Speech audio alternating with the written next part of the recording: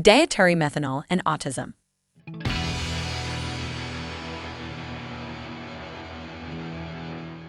My name is Dr. Ralph Walton, and this is my colleague Dr. Woodrow C. Monte. We want to tell you about our study, particularly showing the outcome of consuming aspartame while pregnant.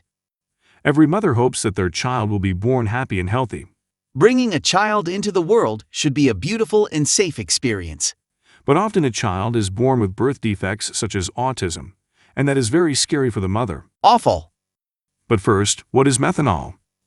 Methanol is reliably found in just one of the major food groups, fruit and vegetables.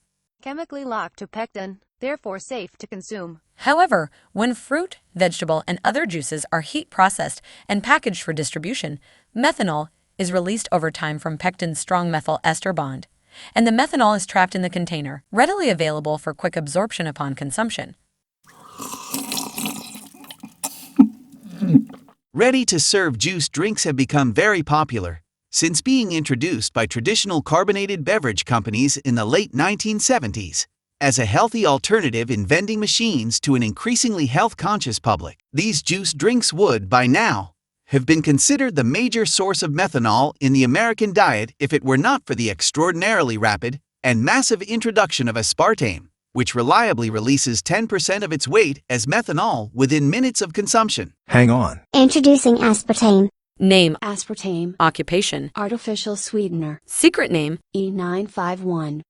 Check out my history in the first aspartame comic, The Case of the Killer Sweetener. Back to methanol. So as we explained, at present in the United States, the largest single contributor to dietary methanol is aspartame. Methyl ester makes up 10% of aspartame. This further breaks down into methanol. Its dietary burden has been steadily increasing, as it is now being used as a low-cost replacement for sugar. Consumption expanded dramatically, with its allowance in carbonated beverages, diet sodas, in the summer of 1983, shortly before the beginning of the meteoric rise in the prevalence of autism. Methanol found in aspartame is basically classed as a wood alcohol. However, unlike ethanol, methanol is highly toxic and unfit for human consumption. Not to be confused with ethanol that is naturally bound to the fruit or vegetable and safely consumed. Although there is some controversy with regard to the relative contribution of enhanced diagnostic awareness, there is nevertheless widespread consensus that there has been a very significant and real increase in the worldwide prevalence of autism spectrum disorders. This increase probably began in the mid-1980s, when the prevalence was estimated at 45 per 10,000, compared to the current estimate of 147 per 10,000. How do I look? Like a famous criminal. Although autism's etiology is currently unknown, recent evidence suggests a prenatal origin, caused by a yet unidentified teratological agent. It is our hypothesis that maternal dietary methanol during pregnancy acts as a major autistic teratogen. Teratogen, an agent or factor which causes malformation of an embryo. The Centers for Disease Control and Prevention, CDC, warns that methanol may cause birth defects of the central nervous system in humans, and further that chronic or repeated exposure to methanol is suspected to be a developmental toxicity risk. There is good reason to suspect methanol might be the cause of neurological complications of human pregnancy. Every species of laboratory animal fed methanol during early pregnancy, at sufficient concentration, shows methanol is a neurological teratogen. Methanol has been linked to congenital malformations in the children of women exposed to it in the workplace. Methanol is known to induce behavioral abnormalities in rat pups, whose mothers consumed methanol during gestation. And aspartame, a methanol-producing sweetener, was shown to be neurologically teratogenic in several studies done on rabbits during the early testing of its safety. I don't feel well. Surprisingly little is currently known of the cause of the harm to the developing human fetus from methanol. This is particularly unusual in light of the monograph on this very subject published in 2003 by the CDC Center for the Evaluation of Risks to Human Reproduction. The final report of an expert panel comprised of industry and government representatives, after 5 years of debate, warned that methanol is the potential cause of human birth defects. However, the strength of the warning was insufficient for two senior EPA staff scientists, both members of the industry heavy 12-person panel, who refused to sign the final report. Letters explaining their notable objections can only be found in the complete monograph. Our retrospective study. A 7-item questionnaire was given to women who had given birth to at least one child after 1984. The subjects were solicited from a large primary care practice and several internet sites and separated into two groups: mothers who had given birth to a child with autism and those who had not. Average weekly methanol consumption was calculated based upon questionnaire responses. 550 questionnaires were completed by women who gave birth to a non-autistic child. On average, these women consumed 66.71 milligrams of methanol weekly. 161 questionnaires were completed by women who had given birth to an autistic child. The average estimated weekly methanol consumption for this group was 142.31 milligrams. I'm very sorry to tell you, but your child is autistic. So there is a significant difference between the reported methanol consumption rates of the two groups.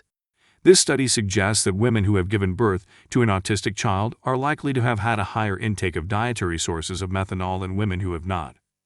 Autism has continued to rise, as aspartame consumption in the diet of the United States has increased each year from its introduction.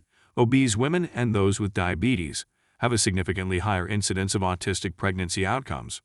Both groups are much more likely to be heavy consumers of aspartame-containing foods. I don't feel well. Because humans metabolize methanol differently than all other animals, including the non-human primates, finding proof of methanol's toxicity has been impeded by the conundrum that in all non-human animals, the first metabolite of methanol is formaldehyde. Unfortunately, in a human, we cannot protect ourselves against it, and it becomes free-floating in the body, affecting the brain and lining of the blood vessels of the brain. The way formaldehyde bonds to proteins in RNA, DNA, and the way it attaches itself, presents a picture consistent with an autistic brain. We don't want to confuse the reader with a lot of complicated medical terms, but you can always read the official published paper, details at the end of the comic. Hi.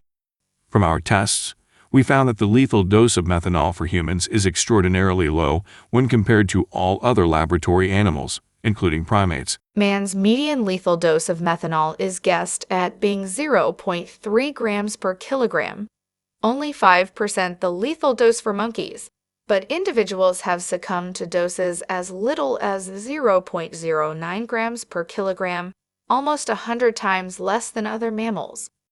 More science stuff. Because researchers and scientists cannot use humans as test subjects, you can see how it has discouraged serious consideration of its real danger to humans. Even though the morbidity and mortality rate in human accidental methanol poisonings is high, with 20% of hospital admissions resulting in death, and even more to permanent disability, few scientists understand this anomaly which makes methanol so dangerous to humans. At the turn of the 19th century, due to the outcome of numerous animal safety tests, showing methanol less toxic than ethanol, methanol was substituted for ethanol in cough syrup and vanilla extract to reduce the price and increase the safety. The outcome was untold numbers of blindings and deaths. The cause of these instances of blindness, death, and permanent disability at very low dosages of methanol took years to unravel. Money over health makes me want to hit someone.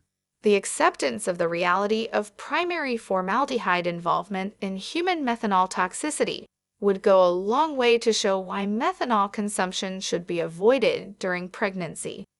The fascinating science behind this specious vulnerability of humans to methanol is unfortunately not reflected in the current medical literature. Research into the toxicity of methanol has been in the hands of the very few individuals over the last 50 years. Primary funding for this research comes from industrial sources, such as the Methanol Foundation, that have a vested interest in demonstrating methanol's safety. The opportunity for corruption seems high. Look at the claim. Lower colon cancer death risk among diet soda drinkers. All the data came from the study in the blue box below. Associations of artificially sweetened beverage intake with disease, recurrence, and mortality in stage 3 colon cancer. Results from CALGB 89803. Alliance. This is a classic example of vested interest. The glutamate industry has been busy. Look at how many doctors were employed by pharmaceutical corporations. Unless you take time to read the report, you'd miss it. Awful. Dr. Anna Babic owns stock in Biogen. Dr. Emily Zoltik owns stock in Baxter International, Bristol Myers Squibb, Cardinal Health, CVS Health, Pfizer, Shire, and Zimmer Biomet. Dr. Daniels Atinza has been employed by McKesson U.S. Oncology. Dr. Renaud Whittam has a consulting or advisory role with Boehringer Ingelheim, AstraZeneca, Pfizer, and Bristol Myers Squibb. Has received honoraria from AstraZeneca, and Astellas receives research funding from Astellas, Genentech Roche, and has received travel, accommodation, or other expenses from Seattle Genetics and Celgene. Dr. Leonard Saltz has a consulting or advisory role with Lilly and AbbVie, and has an immediate family member with a consulting or advisory role with McNeil P.C. Dr. Leonard Saltz also receives research funding from Taiho Pharmaceutical. Dr. Robert Mayer has a consulting or advisory role with Cassie Pharmaceuticals and has received honoraria from Taiho Pharmaceutical. Dr. Alexander Hantel has received travel accommodation or other expenses from Genentech. Dr. Hetty Lee Kindler has had a consulting or advisory role with Oguro Biotech, MedImmune, Bayer, Genentech Roche, Veristem, Celgene, GlaxoSmithKline, Plexicon, AstraZeneca, and Merck, and has received research funding from Aduro Biotech, AB Science, Astellas Pharma, AstraZeneca, Bayer, Celgene, GlaxoSmithKline, Incyte, Merck, MedImmune, Veristem, Bristol Myers Squibb, and Lilly, and has given expert testimony for Aduro Biotech. Dr. Al Benson has a consulting or advisory role with Genentech Roche, Bristol Myers Squibb, Merck Serono, Celgene, Vicuse Therapeutics, Pharmacyclics, Precision Therapeutics, and Taiho Pharmaceutical. Bayer, Alchemia, Infinity Pharmaceuticals, Boehringer Ingelheim, Astellas Pharma, EMD Serono, Integragen, Guardant Health, Opsona Therapeutics, Lexicon, Novartis, and Boston Biomedical. Helsinn, Gerbit, Lilly, Spectrum Pharmaceuticals, Advanced Accelerator Applications, Bayer Onyx, TRM, Oncology, Dava Pharmaceuticals, Sanofi, and Lilly Donlun. Dr. Al Benson has received research funding from Gilead Sciences, Amgen, Astellas Pharma, Advanced Accelerator Applications, Bayer Onyx, Novartis, Alchemia, Avio, Infinity, Pharmaceuticals, Genentech Roche, Merck Sharp and Dome, and Taiho Pharmaceutical.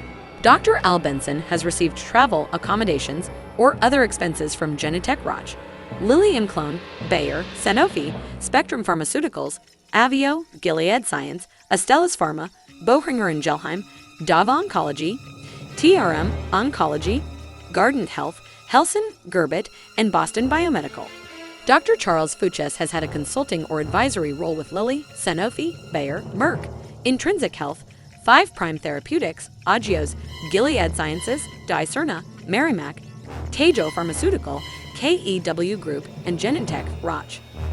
Dr. Alan Venick has had a consulting or advisory role with Gilead Sciences, has received research funding from Genentech Roche, has received honoraria from Gilead Sciences, has received travel, accommodations, or other expenses from Genentech, and has received royalties from UpToDate for authoring and maintaining 2 chapters. These 2 doctors had no vested interest in their scientific publication, Dietary Methanol and Autism.